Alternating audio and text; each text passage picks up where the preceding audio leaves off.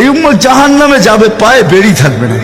এই উম্মত জাহান্নামে যাবে, গলায় শিকল থাকবে না। এই উম্মত জাহান্নামে যাবে, চেহারা কালো হবে না। অথচ জাহান্নামীদের চেহারা কালো হবে, এই উম্মতের চেহারা কালো হবে না। একজনের চেহারাও কালো হবে না। ফেরেশতা জিজ্ঞেস করবে, আল্লাহ চেহারা তো ঝকঝকে, গলায় নাই শিকল, পায়ে নাই বেড়ি, হাতে নাই হাত কড়ি, এটা আবার কি পাঠায়া দিলেন? তো আল্লাহ জবাব দিবে, আমার বন্ধুর উম্মত খবরদার। তো ফেরেশতা মালিক জিজ্ঞেস করবে, দারোগা হাতকড়ি নাই কেন? বলছে, যেই হাত উঁচুতে ব্যবহার হয় ওটা হাতে হাতকড়ি লাগে না। যেই পাও মসজিদের দিকে চলে ওই পায়ে বেড়ি লাগে না। যেই কপাল আমার কুদরতি পায়ে জীবনে একবারও আমাকে পাওয়ার জন্য ঠেকায়া দিছে, সেজদা করছে, ওই চেহারা কোনোদিন কালো হয় না, গলায় কোনোদিন চিকন লাগে না। 3 জায়গায় আগুন লাগাবে না, খবরদার। চেহারায়, হাতে, পায়ে, বাকি শরীরে লাগায়া দাও। আগুনকে যখন মালিক হুকুম দিবে ধরার জন্য, আল্লাহ আমাদেরকে শিখায় দিবে, স্মরণ করায় দিবে, আমরা কলেমা পড়তে থাকবো। আগুন আসবে আর যাবে, আসবে আর যাবে, ধরবে না। একবার, দুইবার, 3বার হবে। মালিক কোরা চার্জ করবে, লাঠি চার্জ করবে, ধরিস না কেন? তো আগুন বলবে, লাইসালি সুলতানুন আলা মান ক্বালা লা ইলাহা ইল্লাল্লাহ মুহাম্মাদুর রাসূলুল্লাহ। এই কলেমা যে পড়ে তাকে ধরার ক্ষমতা আমার নাই। তারপরে আল্লাহ নিজে কি করবে? ইমাম কুরতুবী রাহমাতুল্লাহ আলাইহি লেখেন, ফাআমাতাল্লাহু মাউতাতান, আল্লাহ আমাদেরকে ঘুম পড়ায়া দিবে। মৌতের যেরকম ঘুমের দোয়া, মৌতের দোয়া আর ঘুমের দোয়া একই দোয়া। আমরা ঘুমের দোয়া পড়ি, আমুতু আহিয়া, আল্লাহ মরতে চললাম, কাল সকালে উঠাইলে উঠবো, না হলে আর কিয়ামতের আগে উঠবো না। তো ঘুমো মৌত, আল্লাহ ঘুম পড়ায়া দিবে। আযাব ঘুমের ভিতরে কমপ্লিট করে আল্লাহ বাহির করে নিয়ে নিবে। নবীর সুবাদে, নবীর সুবাদে। হায় হায় হায়, একটা পর্ব এরকম আসবে, জানি না নারায়ণগঞ্জের মানুষ বুঝবে কি বুঝবে না।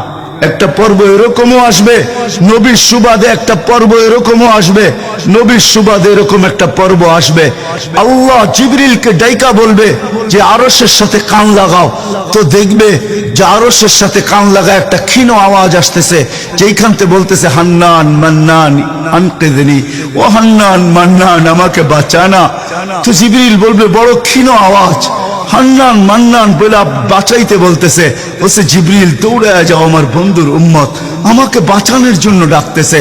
জিবরিল যাবে দোজখের কাছে, মালিকের কাছে যাবে। মালিক লিস্টি দেখা বলবে, কেউ বাকি নাই, আখরাস তো সবাইকে বাহির করে দিছি। ফিরে আসবে, আবার শোনাবে, আবার যাবে, আবার ফিরত আসবে। তৃতীয়বার এসে আল্লাহর ঠিকানা বলে দিবে, যাও দোজখের ওই অথই তলদেশে যায় দেখো, কয়লার মতো কয়লা হইতে হইতে পোকার রূপ ধরে গেছে, উপরে পড়ে আছে, ওইখানে যে কান লাগাও। তো দুইজনে যে কান লাগাবে, তো দেখবে ওইখান থেকে ক্ষীণ আওয়াজ বাহির হইতেছে, ইয়া হান্নান ইয়া মান্নান আনকিযনি, ও হান্নান ও মান্নান আমাকে বাঁচা না। ওই আওয়াজ আল্লাহর আরশের সাথে এসে টক্কর মারবে, ওইখান থেকে উঠায় নিয়ে আসবে।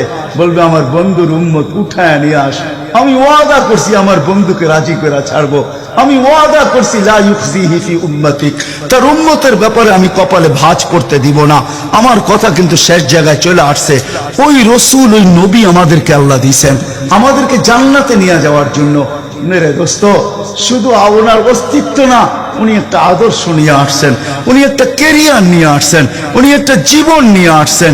যেই জীবনের একটা সুন্নত যদি কেউ তার নিজের জীবনে প্রতিফলিত করে, নিজের জীবনে অভ্যাসে রূপান্তরিত করে, আর নিজেকে অভ্যস্ত করে আল্লাহ পর্যন্ত যদি পৌঁছাইতে পারে, খোদার কসম এটার ওয়েট এতটুকু হবে, সমগ্র জগৎ একবার না 10 বারও যদি এক পাল্লায় রাখা হয়, আর ওই সুন্নতকে এক পাল্লায় রাখা হয়, তো এই সুন্নতের ওয়েট বেশি।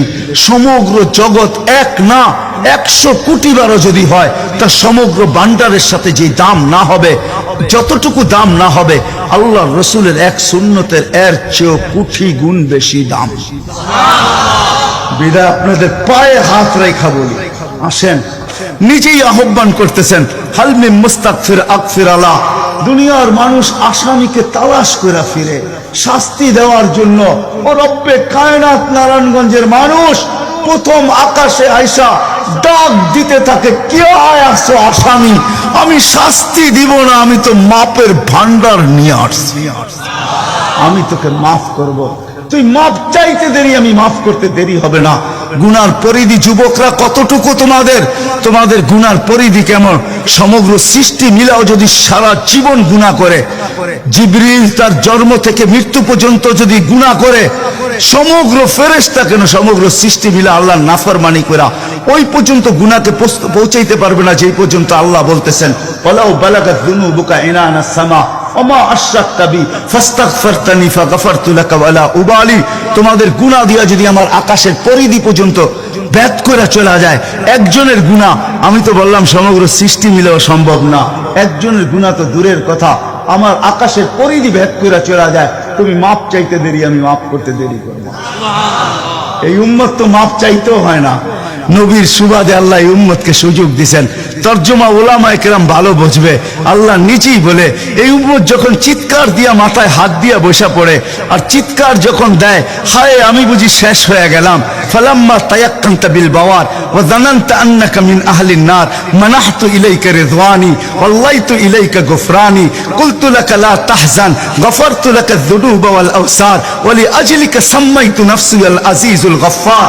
আল্লাহ বলে এই উম্মত যখন মাথা ধরে চিৎকার দেয়, আমি বুঝি শেষ হয়ে গেলাম, আল্লাহ বলে আমি আমার জায়গায় থাকতে পারি না, আমি দৌড়ে ছুটে আসি, আমি আসার আগে আমার মাগফিরাতের চাদর দিয়া একে ঢাইকা নেই, আমার রহমতের চাদর দিয়া, আমার রেজার চাদর দিয়া একে ঢাইকা নেই, মাগফিরাতের ভিতরে ডুবায়া দেই, আমি এইসব পিঠে হাত বুলাইতে থাকি আর বলি চিন্তা করার কোনো কারণ নাই, তো ডাক আমাকে থাকতে দেয় নাই, আমি চলে আসছি, আমার রহমতের জোশ চলে আসছে, তুই মাপ না চাইলেও মাফ করে দিলাম।